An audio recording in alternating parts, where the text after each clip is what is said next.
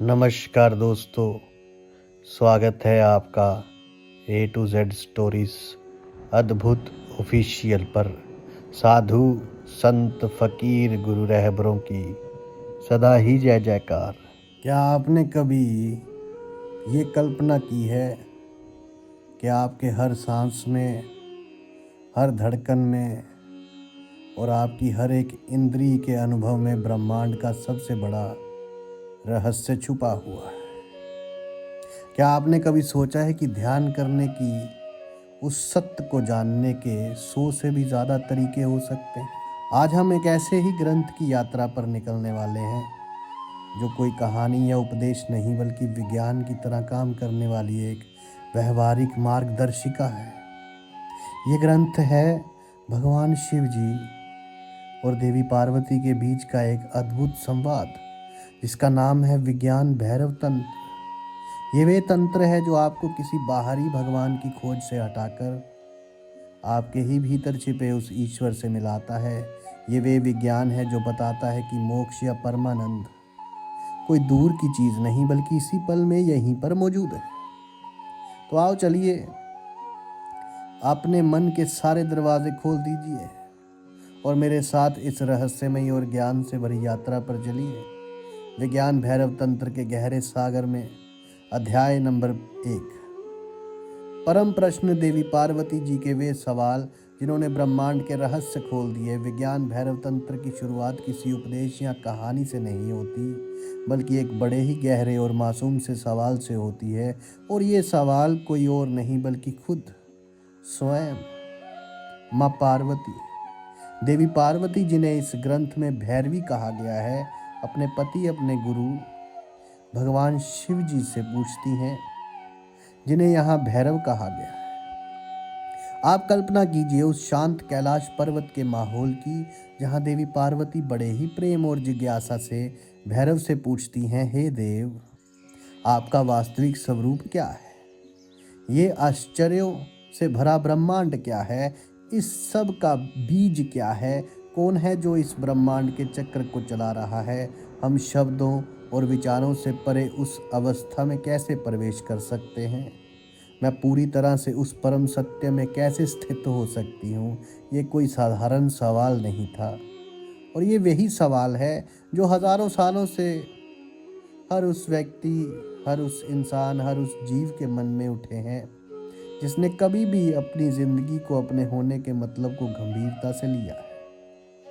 ये आपके और हमारे मन के भी सवाल हो सकते हैं। तो देवी पार्वती के ये सवाल असल में पूरी इंसानियत, पूरी मानवता के सवाल हैं। हम सब अपनी ज़िंदगी में कभी ना कभी इस जगह पर आते हैं जब हम पूछते हैं कि मैं कौन हूँ, ये सब क्या हो रहा है, मेरी ज़िंदगी का मकसद क्या है।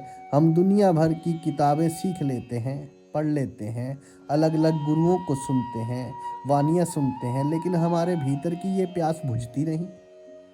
तो देवी पार्वती जी ने यहाँ किसी पूजा पाठ की विधि नहीं पूछी, ना ही किसी मंत्र का जाप करने को कहा। उन्होंने सीधा मुद्दे की बात की। उन्होंने परम सत्य को, असलियत को जानने की इच्छा जताई। उन्होंने पूछा कि वे कौन सी चीज़ है जो इन सारे रूपों के पीछे छुपी हुई है, जो इस पूरे खेल को चला रही है। उनका सवाल था कि हम कैसे अपने मन की सीमाओं को, अपने विचारों के शोर को पार करके उस परम शांति की अवस्था को पा सकते हैं जो हमारा असली स्वभाव है। भाव यही इस ग्रंथ की खूबसूरती है। ये किसी कर्म कांड या मान्यता पर आधारित नहीं है, ये सीधी खोज पर आधारित है। भैरव यानी शिव देवी के इन सवालों को सुनकर मुस्कुराते हैं। वे जानते हैं कि ये सवाल दिल की गहराई से निकले हैं। वे कोई विस्तृत दार्शनिक जवाब नहीं देते। वे ये नहीं कहते कि मैं भगवान हूँ या ये दुनिया माया है। इसके बजाय वे एक क्रांतिकारी बात कहते हैं। वे कहते हैं कि इन सवालों का जवाब शब्दों में नहीं दिया जा सकता, परम सत्य को समझाया नहीं जा सकता, उसे केवल अनुभव किया जा सकता है। और फिर वे कहते हैं, चलो मैं तुम्हें कोई सिद्धांत नहीं बल्कि विधियाँ दूंगा। 112 विधियाँ, 112 दरवाजे, जिनमें से कोई भी एक दरवाज़ा तुम्हें उस परम अवस्था तक ले जा सकता है। उन्होंने कहा कि हर इंसान अलग है, हर किसी का स्वभाव अलग है, इसलिए हर किसी के लिए रास्ता भी अलग होगा। कोई सांस के ज़रिए उस तक पहुंच सकता है, कोई ध्वनि के ज़रिए, कोई प्रेम के ज़रिए, तो कोई शून्य के ज़रिए। ये समझना बेहद आवश्यक है कि भैरव विज्ञान तंत्र आपको कुछ मानने के लिए नहीं कहता। ये एक प्रयोगात्मक विज्ञान है। जैसे विज्ञान में आप एक प्रयोग करते हैं और उसका परिणाम देखते हैं, वैसे ही इस ग्रंथ की हर विधि एक प्रयोग है। शिव जी कहते हैं, मैं जो कह रहा हूँ उस पर विश्वास मत करो, जो विधि मैं बता रहा हूँ उसे करके देखो, अनुभव करो। यदि तुम्हारे जीवन में रूपांतरण होता है, यदि तुम्हें शांति मिलती है, यदि तुम उस परम सत्य के करीब पहुँचते हो, तो इसे स्वीकार करना, तो ही करना इसे स्वीकार। यही बात इस ग्रंथ को हजारों साल बाद भी इतना प्रासंगिक और आधुनिक बनाती है। ये आपकी बुद्धि को, आपके तर्क को दरकिनार करने के लिए नहीं कहता, बल्कि ये कहता है कि अपनी पूरी चेतना के साथ इन प्रयोगों को करो और खुद देखो कि क्या होता है। तो आप तैयार हैं उन प्रयोगों को जानने के लिए? क्या आप तैयार हैं अपने जीवन की प्रयोगशाला में इन विधियों को आजमाने के लिए? क्योंकि अगले अध्याय में, अगले भाग में हम इन दरवाज़ों में से एक एक करके प्रवेश करने वाले हैं। देवी पार्वती के उन सवालों ने हमारे लिए ज्ञान का वे खजाना खोल दिया है जो किसी के भी जीवन को बदल सकता है। किंतु क्या आप जानते हैं कि शिव जी ने जो सबसे पहला दरवाज़ा दिखाया वो इतना सरल और इतना हमारे करीब है कि हम उस पर कभी ध्यान ही नहीं देते। वे दरवाज़ा क्या है, ये जानने का रहस्य अगले भाग में खुलेगा। भाग नंबर 2, श्वास का द्वार, आपकी हर आती जाती सांस में छिपा मोक्ष का रहस्य। देवी पार्वती के गहरे सवालों के जवाब में भगवान शिव जी ने जो सबसे पहली विधि बताई, वो किसी पर्वत पर तपस्या करने की या कोई मुश्किल योग करने की नहीं थी। अरे वो विधि संबंधित थी हमारी सांस से, उस सांस से जो हम हर पल लेते हैं किंतु जिस पर हमारा ध्यान कभी नहीं जाता। शिव जी ने कहा, हे देवी, 2 सांसों के आने और जाने के बीच जो खाली जगह है उस पर ध्यान केंद्रित करो। जब सांस अंदर आए और रुकने वाली हो और जब सांस बाहर जाए और रुकने वाली हो, उन छोटे से पलों में ठहर जाओ। उन पलों में ही परम भैरव का स्वरूप प्रकट होता है। सोच कर देखिए, कितना सरल किंतु कितना गहरा सूत्र है ये। हम दिन भर में हजारों बार सांस लेते हैं, 24,000 बार, लेकिन हम कभी भी 2 सांसों के बीच के उस छोटे से अंतराल पर ध्यान नहीं देते। वे अंतराल, वे खालीपन ही असली दरवाज़ा है। तो चलिए इसे और आसानी से समझते हैं। जब आप सांस भीतर लेते हैं तो एक पल के लिए वे भीतर रुकती है, इससे पहले कि वे बाहर निकलना शुरू हो। और जब आप सांस बाहर त्यागते हैं तो एक पल के लिए वे बाहर रुकती है, इससे पहले कि आप अगली सांस भीतर लेना शुरू करें। ये रुकने के क्षण बहुत ही छोटे होते हैं, शायद 1 सेकंड से भी कम। शिव जी कहते हैं, बस इन्हीं क्षणों में अपनी पूरी चेतना ले आओ। जब सांस भीतर आकर रुके तो आप भी रुक जाओ। विचार मत करो, बस उस ठहराव के साक्षी बन जाओ। और जब सांस बाहर जाकर रुके तो फिर से उस ठहराव के, उस खालीपन के साक्षी बन जाओ। ऐसा करने से आखिर क्या होगा? ऐसा करने से आपका मन, जो हमेशा भविष्य की चिंता या अतीत की यादों में भागता रहता है, वे अचानक वर्तमान में आ जाएगा। क्योंकि सांस हमेशा वर्तमान में चलती है। आप कल की सांस आज नहीं ले सकते और आज की सांस कल नहीं ले सकते। सांस आपको अभी और यहीं में ले आती है। यही वे क्षण है जहाँ चमत्कार होते हैं। जब आप उन 2 सांसों के बीच के अंतराल में अपनी चेतना को टिकाते हैं तो आपका मन शांत होने लगता है, विचारों का शोर कम हो जाता है। आप पहली बार अपने शरीर और मन के मालिक होने का अनुभव करते हैं।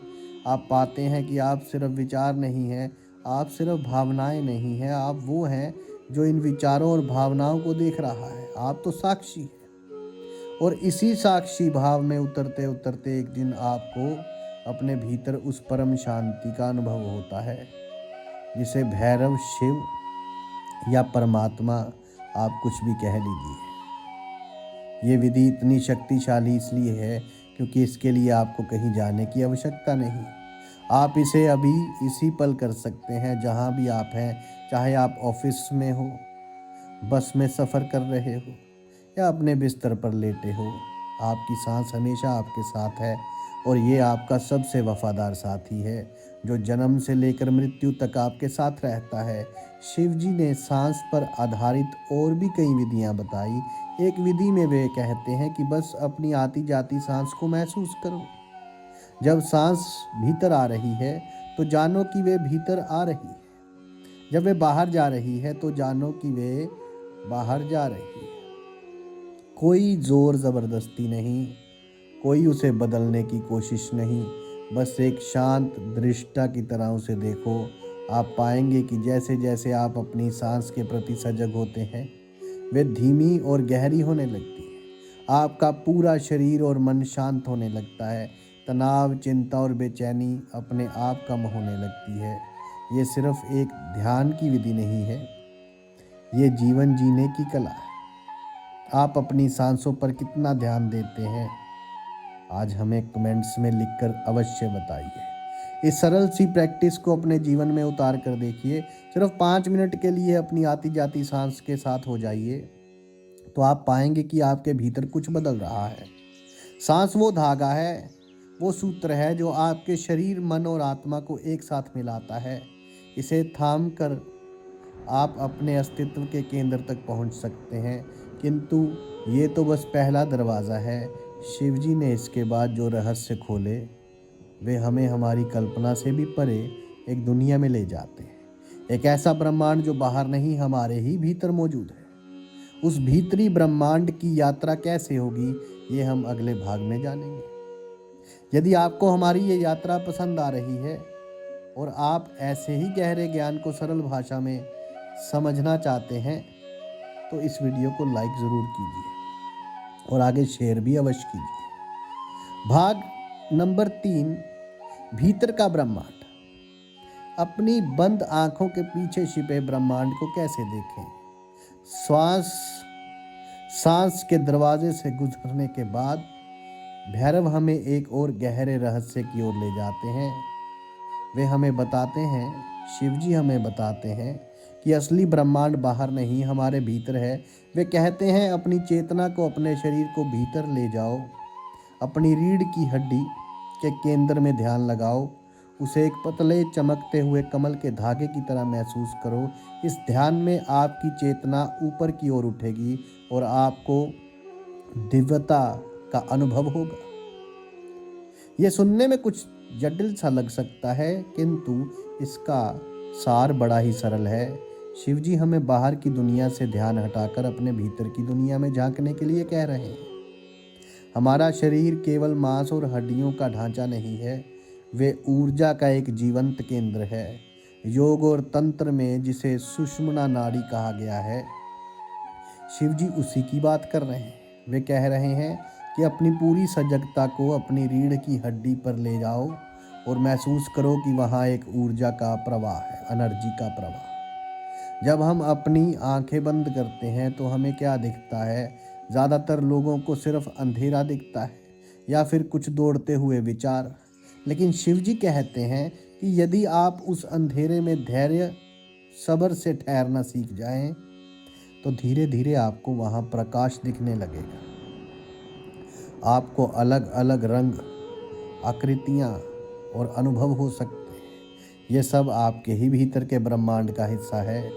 एक और विधि में शिवजी कहते हैं, अपने सिर को एक ऐसा आकाश मानो जिसमें कोई सीमा नहीं है।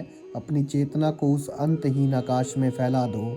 ज़रा इस प्रयोग की कल्पना करके देखिए। आप बस बैठे हैं, आंखें बंद है और आप ये कल्पना कर रहे हैं कि आपका सिर कोई छोटी सी खोपड़ी नहीं, बल्कि एक पूरा का पूरा ब्रह्मांड है, एक असीम आकाश। इस कल्पना मात्र से ही आपके सारे बंधन टूटने लगते हैं।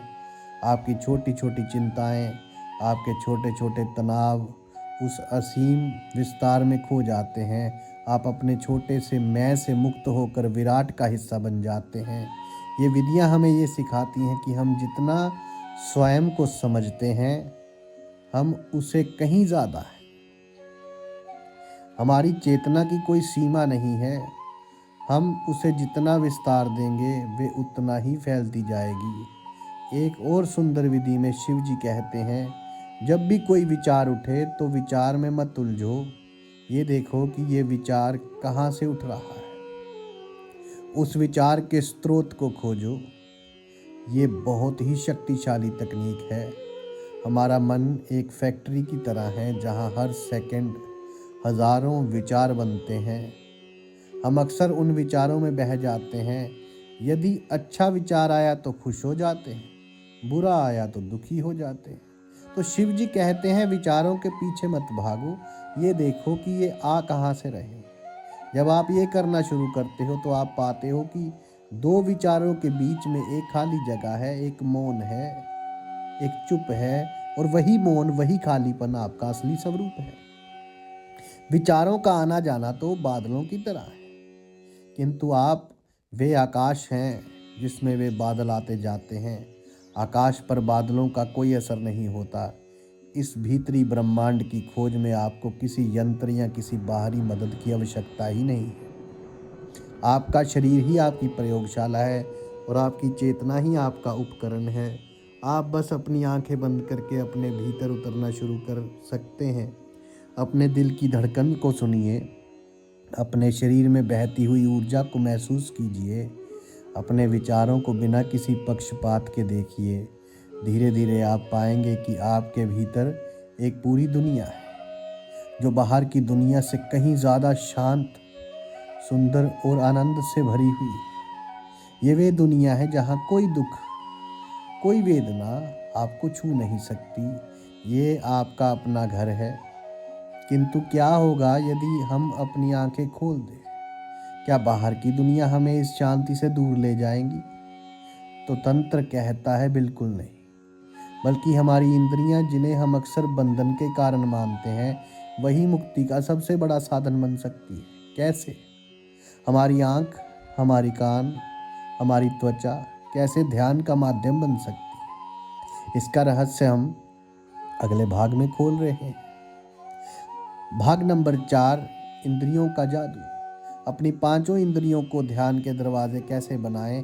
अक्सर आध्यात्मिक मार्गों पर हमें सिखाया जाता है कि इंद्रियां तो दुश्मन है जी, वे हमें दुनिया में भटकाती हैं, वासना और लोभ पैदा करती हैं। हमें अपनी इंद्रियों को काबू में करना चाहिए, उन्हें दबाना चाहिए। लेकिन तंत्र, भैरव विज्ञान तंत्र का मार्ग इससे बिल्कुल अलग है और क्रांतिकारी है। विज्ञान भैरव तंत्र में शिव जी कहते हैं कि इंद्रियों को दबाओ मत, उनका उपयोग करो। उन्हें ही ध्यान का, परमात्मा का, प्रभु तक पहुंचने का दरवाज़ा बना लो। ये एक बहुत ही सुंदर और जीवन को स्वीकार करने वाला दृष्टिकोण है। शिव जी कहते हैं कि दमन से कभी रूपांतरण नहीं होता, दमन से केवल संघर्ष पैदा होता है। सच्चा रूपांतरण तो सजगता और जागरूकता से आता है। तो आइए देखते हैं कि हम अपनी इंद्रियों को कैसे ध्यान का उपकरण बना सकते हैं। देखिए, सबसे पहले बात करते हैं देखने की, हमारी आँखों की। एक विधि में शिव जी कहते हैं, किसी भी सुंदर वस्तु को देखो, किसी फूल को, किसी चांद को या किसी कलाकृति को, उसे बस देखते रहो बिना कुछ विचार किए। देखते देखते एक ऐसा पल आएगा जब देखने वाला और देखी जाने वाली वस्तु के बीच का भेद मिट जाएगा। उस पल में आप अपने वास्तविक स्वरूप को जान लोगे। इसका मतलब क्या है? जब हम किसी चीज़ को देखते हैं तो हमारा मन तुरंत उस पर लेबल लगा देता है। ये गुलाब है, ये लाल है, ये पीला है, ये सुंदर है। तो शिव जी कहते हैं, इन लेबल्स को हटा दो, बस देखो, पूरी समग्रता से देखो। जैसे एक छोटा बच्चा किसी चीज़ को पहली बार देखता है, पूरी हैरानी और आश्चर्य से। जब आप ऐसा करते हैं तो आपका मन शांत हो जाता है, आप उस वस्तु के साथ एक हो जाते हो। उस एकता के क्षण में ही ध्यान घटित होता है। आप अपनी आंखों से दुनिया को देख भी रहे हैं और ध्यान भी कर रहे हैं। अब बात करते हैं सुनने की, हमारे कानों की। शिव जी कहते हैं किसी भी संगीत को सुनो, चाहे वे किसी वाद्य यंत्र का हो, किसी पक्षी का गीत हो या बहते हुए पानी की आवाज़ हो, उस ध्वनि में पूरी तरह डूब जाओ, अपने आप को उस ध्वनि में विलीन हो जाने दो। जब सुनने वाला और ध्वनि एक हो जाए तो वही समाधि है। हम दिन भर कितनी आवाज़ें सुनते हैं, किंतु हम वास्तव में उन्हें सुनते नहीं हैं, हमारा मन कहीं और होता है। तो शिव जी कहते हैं जब सुनो तो सिर्फ सुनो, केवल सुनो। अपनी पूरी चेतना को उस आवाज़ पर ले आओ। धीरे धीरे आप पाएंगे कि बाहर की आवाज़ें आपको एक गहरे भीतरी मौन की ओर ले जा रही हैं। आप संगीत सुनते सुनते ही ध्यान में उतर सकते हैं। इसी तरह आप स्वाद का, गंध का और स्पर्श का भी उपयोग कर सकते हैं। जब भोजन करें तो हर कोर के स्वाद के प्रति पूरी तरह सजग हो जाए। जब किसी फूल को सूंघे तो उसकी गंध में खो जाए। जब हवा आपकी त्वचा को छुए तो उस स्पर्श के प्रति जागरूक हो जाए। ये है इंद्रियों का जादू। ये वही इंद्रियां हैं जो हमें भटका सकती थी, किंतु अब जागरूकता के साथ वही हमें हमारे केंद्र से मिला रही। तो तंत्र जीवन को नकारने का नहीं, बल्कि उसे पूरी तरह से जीने का दर्शन है। ये कहता है कि हर अनुभव, चाहे वे सुखद हो या दुखद, ध्यान का अवसर बन सकता है यदि आप उसमें पूरी तरह से मौजूद हो। आपका सबसे पसंदीदा एहसास कौन सा है? क्या वे किसी खास संगीत को सुनना है, किसी खास चीज़ को देखना है, या किसी खास व्यंजन का स्वाद? तो हमें कमेंट में अवश्य लिखिए। मेरा एहसास, जो भी आपका पसंदीदा अनुभव हो, अगली बार जब आप उसे करें तो उसे पूरी सजगता के साथ करने की कोशिश करें। आप पाएंगे कि साधारण से साधारण अनुभव भी असाधारण और दिव्य बन सकता है। किंतु क्या होगा जब कोई अनुभव ना हो, जब ना कोई ध्वनि हो, ना कोई रूप, ना कोई स्पर्श? उस खालीपन, उस शून्यता में हम क्या करें? तंत्र के पास इसका भी एक अद्भुत जवाब है, जो हमें शून्यता के गहरे सागर में ले जाएगा। और आइए उसकी बात करते हैं भाग नंबर 5वें में। शून्यता का सागर, खालीपन में छिपी परम शांति को कैसे अनुभव करें? तो देखिए, यहाँ तक हमने सांस पर, भीतरी ऊर्जा पर और इंद्रियों पर आधारित ध्यान की विधियों की बात की है। ये सभी विधियाँ किसी न किसी सहारे पर टिकी थी। जैसे सांस एक सहारा है, कोई ध्वनि एक सहारा है, किंतु अब भैरव यानी कि शिव जी हमें एक ऐसे आयाम में ले जाते हैं जहाँ कोई सहारा नहीं है। वे हमें शून्यता यानी खालीपन का अनुभव करने की विधि बताते हैं। ये सुनने में कुछ डरावना लग सकता है। खालीपन से दुनिया को डर लगता है। हम हमेशा किसी न किसी चीज़ से, किसी न किसी विचार से, किसी न किसी काम से खुद को भरे रखना चाहते हैं। अकेलापन हमें काटता है, किंतु तंत्र कहता है कि यही शून्यता, यही खालीपन परम सत्य का द्वार है। क्योंकि हमारा असली स्वभाव आकाश की तरह शून्य ही है, जिसमें सब कुछ घटित होता है। एक बड़ा ही गहरी विधि में शिव जी कहते हैं कि हे देवी, अपनी आंखें बंद करो और दो बाहों के बीच के स्थान पर ध्यान केंद्रित करो, जो आज्ञा चक्र है। किसी भी विचार को आने जाने दो, उसे रोको मत, बस उस खाली जगह को देखते रहो जो विचारों के पीछे है। धीरे धीरे विचार शांत हो जाएंगे और आप केवल उस शुद्ध खाली स्थान में स्थित हो जाओगे। यही आपका वास्तविक स्वरूप है। इसे आज्ञा चक्र भी कहते हैं। जब आप अपनी चेतना को यहाँ केंद्रित करते हैं तो मन का शांत होना स्वाभाविक रूप से शुरू हो जाता है। शुरुआत में बहुत सारे विचार आएंगे, किंतु आपको उनसे संघर्ष नहीं करना है, बस उन्हें बादलों की तरह आने और जाने देना है। आपका काम बस उस आकाश को देखना है जिसमें ये बादल तैर रहे हैं। धीरे धीरे बादल छंट जाएंगे और सिर्फ साफ नीला आकाश बचेगा। वही शून्यता का अनुभव है। एक और अद्भुत विधि में शिव जी कहते हैं, कल्पना करो कि आपका शरीर एक खाली बर्तन की तरह है, एक खोखले बांस की तरह। भीतर और बाहर सब कुछ शून्य है। इस विधि को करके देखिए। बस आराम से बैठ जाएं और महसूस करें कि आपका शरीर भीतर से पूरी तरह खोखला है। सिर्फ त्वचा की एक बाहरी परत है और भीतर कुछ भी नहीं, सिर्फ खाली जगह। इस कल्पना मात्र से ही आपको एक अद्भुत हल्कापन और शांति महसूस होगी। आपका अहंकार, आपकी चिंताएं, आपकी समस्याएं सब कुछ उस खालीपन में घुलने लगेंगी। आप महसूस करेंगे कि आप ये शरीर नहीं है, आप वे खालीपन है, वे चेतना है जो इस शरीर में निवास करती है। ये विधियां हमें हमारे असली स्वभाव की याद दिलाती हैं।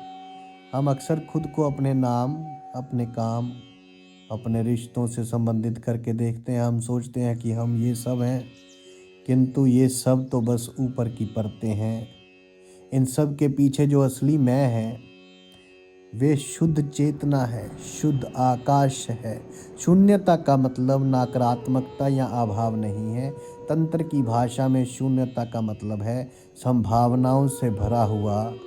जैसे खाली कैनवास पर कोई भी चित्र बनाया जा सकता है, जैसे खाली कमरे में कुछ भी रखा जा सकता है, वैसे ही जब आपका मन शून्य होता है तो उसमें दिव्यता प्रकट होती है। दिव्यता प्रकट हो सकती है। जब तक मन विचारों और इच्छाओं से भरा हुआ है तब तक परमात्मा के लिए कोई जगह नहीं।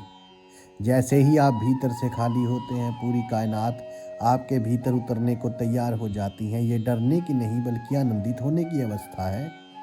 ये वे अवस्था है जहाँ कोई तनाव नहीं, कोई बोझ नहीं, सिर्फ परम विश्राम है। किंतु क्या जीवन सिर्फ शून्य और ध्यान है?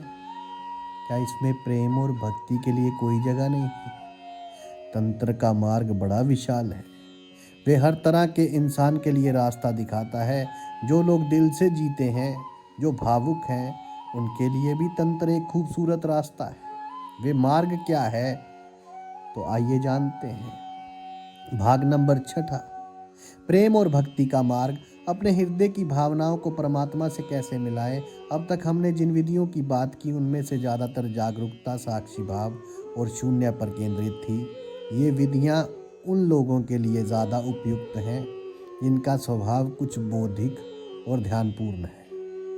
लेकिन हम सब जानते हैं कि इंसान सिर्फ दिमाग नहीं, दिल से भी जीता है। हमारे भीतर प्रेम, करुणा, भक्ति जैसी भावनाएं भी होती हैं। तो क्या इन भावनाओं का आध्यात्मिकता में कोई स्थान नहीं है?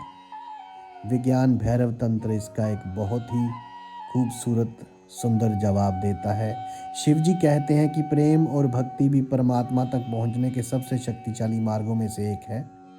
यदि आपकी जागरूकता उतनी तीव्र नहीं है तो आप अपनी भावनाओं की तीव्रता का उपयोग कर सकते हैं। एक विधि में भैरव कहते हैं, किसी भी चीज़ के प्रति तीव्र प्रेम का अनुभव करो, चाहे वे अपने गुरु के प्रति हो, किसी देवता के प्रति हो, या अपनी प्रेमी या अपने प्रेमिका के प्रति। उस प्रेम में पूरी तरह से डूब जाओ। जब प्रेम इतना गहरा हो जाए कि प्रेमी, प्रेम और प्रिय तीनों एक हो जाएं, तो उस एकता में तुम्हें परम आनंद का अनुभव होगा। ये भक्ति योग का सार है। यहाँ प्रेम एक साधारण भावना नहीं रह जाता, वे एक ध्यान बन जाता है। जब आप किसी को पूरे हृदय से प्रेम करते हैं तो आपका अहंकार विलीन हो गया। आप अपनी मैं को भूल जाते हैं और केवल आपका प्रिय ही याद रहता है। मीरा ने कृष्ण से ऐसा ही प्रेम किया था। उनके लिए कृष्ण कोई अलग व्यक्ति नहीं थे, वे उनकी सांसों में, उनकी धड़कन में बस गए थे। यही प्रेम जब अपनी पराकाष्ठा पर पहुंचता है तो वे भक्ति बन जाता है, और भक्ति ही मुक्ति का द्वार खोल देती है। तंत्र किसी भी भावना को दबाने के पक्ष में नहीं, चाहे वे प्रेम हो, क्रोध हो या भय हो। तंत्र कहता है हर भावना ऊर्जा का एक रूप है, उसे दबाने की बजाय उसकी ऊर्जा को रूपांतरित करो। एक और विधि में शिव जी कहते हैं, जब कोई तीव्र इच्छा या भावना उठे तो उसे दबाओ मत, ना ही उस पर अमल करो। बस उस भावना के उठने के क्षण में उसके साक्षी बन जाओ। देखो कि वे आपके शरीर में कहाँ से उठ रही है। उस ऊर्जा को बस महसूस करो, बिना कोई निर्णय दिए। आप पाओगे कि वे ऊर्जा आपको नीचे गिराने की बजाय आपको जो है ऊपर उठा रही है। और ये एक बहुत ही शक्तिशाली मनोवैज्ञानिक तकनीक है। मान लीजिए आपको बहुत गुस्सा आ रहा है। सामान्य तौर पर हम या तो उसे किसी पर निकाल देते हैं या उसे भीतर ही भीतर पी जाते हैं। तो ये दोनों ही हानिकारक है। तंत्र कहता है एक तीसरा रास्ता भी है, बस उस गुस्से की ऊर्जा के प्रति सजग हो जाओ, उसे अपने शरीर में एक लहर की तरह महसूस करो। आप हैरान हो जाएंगे कि जागरूकता की रोशनी मिलते ही वे नकारात्मक भावना अपनी ताकत खो देती है और एक शुद्ध ऊर्जा में बदल जाती है। ये मार्ग उन लोगों के लिए है जो दिल से जीते हैं। आपको कोई जटिल ध्यान करने की आवश्यकता नहीं, आप बस अपने जीवन में प्रेम को ले आइए। हर चीज़ से प्रेम कीजिए, प्रकृति से, जानवरों से, इंसानों से। जब आप किसी बच्चे को देखें तो उसके प्रति आपके हृदय में करुणा और वात्सल्य को महसूस करें। जब आप किसी की मदद करें तो उसे पूरे मन से करें। अपने हर काम को एक पूजा बना लें, एक प्रार्थना बना लें। यही कर्म योग और भक्ति योग का मिलन है। जब आपका हृदय प्रेम से भरा होता है तो आपका मन अपने आप शांत हो जाता है। आपको ध्यान लगाने की आवश्यकता नहीं होती, आपका पूरा जीवन ही एक ध्यान बन जाता है। किंतु चाहे आप ज्ञान के मार्ग पर चलें या भक्ति के, एक चीज़ दोनों में जो है समान रूप से आवश्यक है, वह है साक्षी भाव। यानी अपने हर कार्य, हर विचार, हर भावना को बिना किसी लगाव के देखने की कला। यह साक्षी भाव क्या है और इसकी शक्ति कितनी है, तो आइए जानते हैं। भाग नंबर 7वां, साक्षी भाव की शक्ति। जीवन के हर पल में एक शांत दृष्टा कैसे बने, तो विज्ञान भैरव तंत्र की 112 विधियों में से लगभग हर विधि का जो केंद्रीय धागा है, जो सार है, वो है साक्षी भाव। साक्षी भाव का मतलब है अपने जीवन में जो कुछ भी हो रहा है उसे एक तटस्थ दृष्टा की तरह देखना, बिना किसी अच्छे बुरे के निर्णय के। जैसे आप सिनेमा हॉल में बैठकर पर्दे पर फिल्म देख रहे हैं। फिल्म में सुख के दृश्य भी आते हैं, दुख के भी आते हैं, लेकिन आप जानते हैं कि आप सिर्फ एक दर्शक हैं, आप वे फिल्म नहीं हैं। ठीक इसी प्रकार साक्षी भाव का मतलब है अपने जीवन की फिल्म को देखना। आपके मन में विचार चल रहे हैं, शरीर में संवेदनाएं हो रही हैं, बाहर की दुनिया में घटनाएं घट रही हैं और आप बस इन सब को देख रहे हैं एक शांत अविचलित चेतना की तरह। शिव जी एक विधि में कहते हैं, जब तुम चल रहे हो, खा रहे हो या कोई भी कार्य कर रहे हो तो अपने हर कार्य के प्रति पूरी तरह से सजग रहो। जानो कि आप चल रहे हो, जानो कि आप खा रहे हो। इस जागरूकता में कर्ता का भाव विलीन हो जाएगा और केवल क्रिया बचेगी। ये बड़ा गहरा सूत्र है। हम ज़्यादातर काम यंत्रवत करते हैं, बिना किसी होश के। हम खाना खाते समय टीवी देखते हैं, चलते समय फ़ोन पर बात करते हैं। हमारा शरीर कुछ कर रहा होता है और मन कहीं और होता है। तो शिव जी कहते हैं इस आदत को समाप्त करो। जो भी करो उसे अपनी पूरी चेतना के साथ करो। जब आप ऐसा करते हैं तो आप पाते हैं कि आप काम नहीं कर रहे, बल्कि काम आपके माध्यम से हो रहा है। आपका मैं, आपका अहंकार जो कहता है मैं ये कर रहा हूँ, वे बीच से हट जाता है। और जब अहंकार हटता है तो तनाव और चिंता भी अपने आप चले जाते हैं। साक्षी भाव का अभ्यास करने का एक और सरल तरीका है कि अपने विचारों को देखना। दिन में जब भी समय मिले बस 5 मिनट के लिए शांत बैठ जाएं और अपने मन के स्क्रीन पर चल रहे विचारों को देखें। उन्हें रोकने की कोशिश ना करें, ना ही उन्हें बदलने की, बस देखें। जैसे आप रास्ते पर चलते हुए वाहनों को देखते हैं। कोई वाहन आपको पसंद आता है तो कोई नहीं, किंतु आप रास्ते पर कूदकर उन्हें रोकते तो नहीं हैं। ठीक वैसे ही विचारों को आने जाने दें। आप पाएंगे कि जैसे ही आप उन्हें देखना शुरू करते हैं, उनके बीच का फासला बढ़ने लगता है, विचारों का शोर कम होने लगता है और एक गहरी शांति आपके भीतर उतरने लगती है।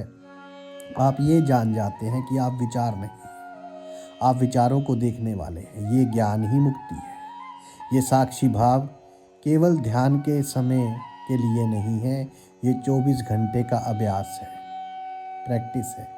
जब आप किसी से बात कर रहे हैं तो सिर्फ बोले नहीं, अपने बोलने को भी देखें। जब आप किसी से बात सुन रहे हैं तो सिर्फ सुने नहीं, अपने सुनने की प्रक्रिया के प्रति भी सजग रहें। जब आपको गुस्सा आए तो उस गुस्से को भी एक दर्शक की तरह देखें। आप पाएंगे कि जिस पल आप किसी भावना के साक्षी बन जाते हैं, वे भावना आप पर हावी नहीं हो पाती, आप उसके मालिक बन जाते हैं। ये आपके जीवन में एक जादुई बदलाव ला सकता है। आप परिस्थितियों के गुलाम नहीं रहते, आप तो उनके स्वामी बन जाते हैं। साक्षी भाव आपको एक गहरी स्थिरता और शांति प्रदान करता है, चाहे बाहर कितनी भी उथल पुथल क्यों ना हो। किंतु क्या इसका मतलब ये है कि हमें एक साधु की तरह जीना होगा? क्या हम अपने रोजमर्रा के कार्य करते हुए भी इस अवस्था को पा सकते हैं? तो इसका जवाब आपको हैरान कर देगा, और यही हम जानेंगे अगले भाग में। भाग नंबर 8वां, साधारण जीवन ही साधना है। अपने रोजमर्रा के कार्यों को ध्यान में कैसे बदलें? अक्सर जब हम आध्यात्मिकता या ध्यान की बात करते हैं तो हमारे मन में एक छवि बनती है कि हमें सब कुछ त्याग कर किसी पर्वत पर या आश्रम में जाना होगा। हमें लगता है कि हमारा ये साधारण भागम भाग भरा जीवन साधना के लिए उपयुक्त नहीं है। विज्ञान भैरव तंत्र इस धारणा को पूरी तरह से समाप्त कर देता है।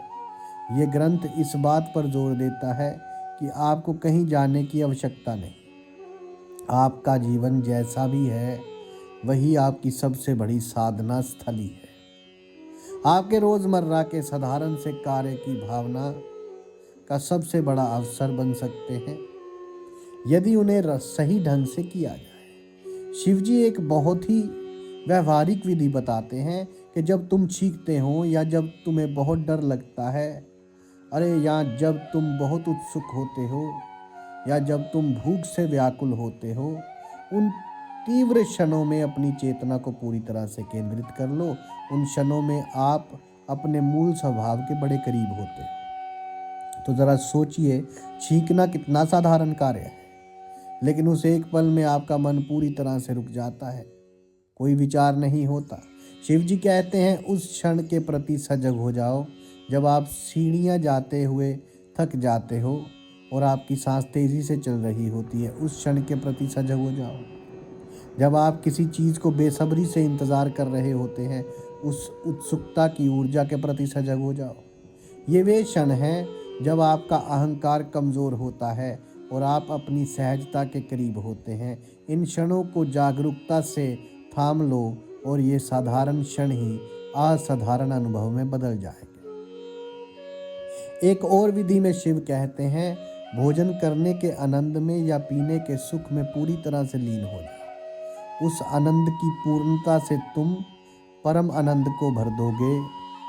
ये हमें सिखाता है कि जीवन के छोटे छोटे सुखों को नकारना नहीं है, बल्कि उन्हें पूरी तरह से जीना है, पूरी जागरूकता के साथ। जब आप अपनी पसंदीदा आइसक्रीम खा रहे हो तो उस समय कोई और विचार न करें, बस उस आइसक्रीम के स्वाद, उसकी ठंडक, उसकी मिठास में डूब जाएं। जब आप उस आनंद में पूरी तरह से मौजूद होते हैं तो वे छोटा सा सुख भी आपको एक गहरी संतुष्टि और शांति का अनुभव करा सकता है। यही तंत्र का रहस्य है, भोग में ही योग को खोजना। किंतु इसका मतलब अनियंत्रित भोग नहीं है, बल्कि जागरूक भोग है। आपका कार्य क्षेत्र, आपका ऑफिस, आपका घर, ये सब आपके लिए ध्यान के केंद्र बन सकते हैं। जब आप अपना कार्य कर रहे हैं हो तो उसे पूरी एकाग्रता और प्रेम से करें। उस काम को बोझ ना समझें, उसे एक अवसर समझें अपनी चेतना को विकसित करने का। जब आप अपने परिवार के साथ समय बिताएं तो उस समय पूरी तरह से उनके साथ हो, अपने फ़ोन या अपने विचारों में नहीं। हर रिश्ता, हर बातचीत, हर काम आपके लिए एक आईने की तरह काम कर सकता है, जो आपको दिखाता है कि आप भीतर से कितने शांत या अशांत हैं। आपको अपनी साधना के लिए अलग से समय निकालने की आवश्यकता नहीं है।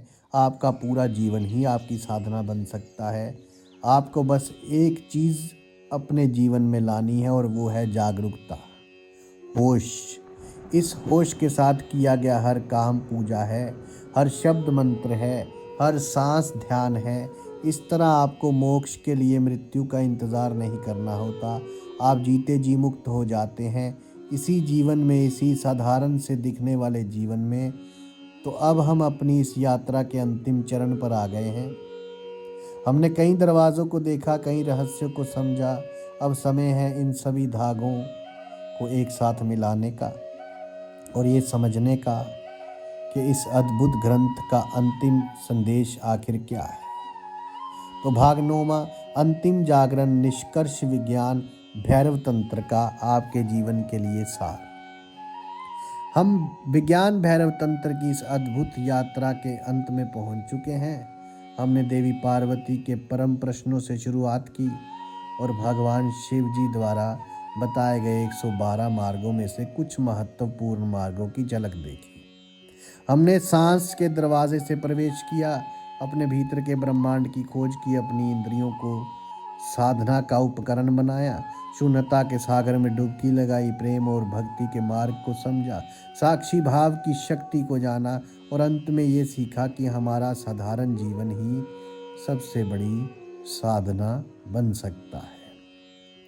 तो अब सवाल ये उठता है कि इन सभी विधियों का सार क्या है, इस पूरे ग्रंथ का अंतिम निष्कर्ष क्या है जो हम अपने जीवन में लेकर जा सकते हैं। तो विज्ञान भैरव तंत्र का सबसे बड़ा संदेश ये है कि सत्य या परमात्मा कहीं दूर नहीं, किसी भविष्य में पाई जाने वाली चीज़ नहीं, वे यही है, अभी है।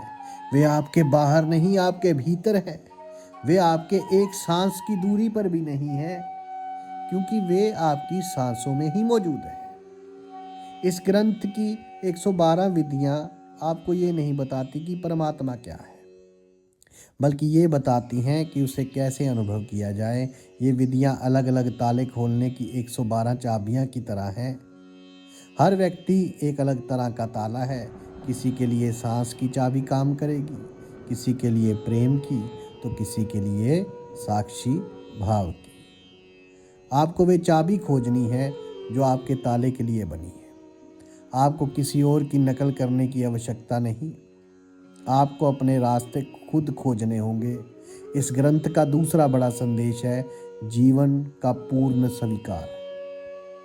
यह जीवन से भागने की नहीं, बल्कि जीवन में पूरी तरह से उतरने का दर्शन है। ये कहता है कि हर चीज़, हर अनुभव, चाहे वे सुख हो या दुख, अच्छा हो या बुरा, दिव्य तक पहुंचने का एक साधन बन सकता है।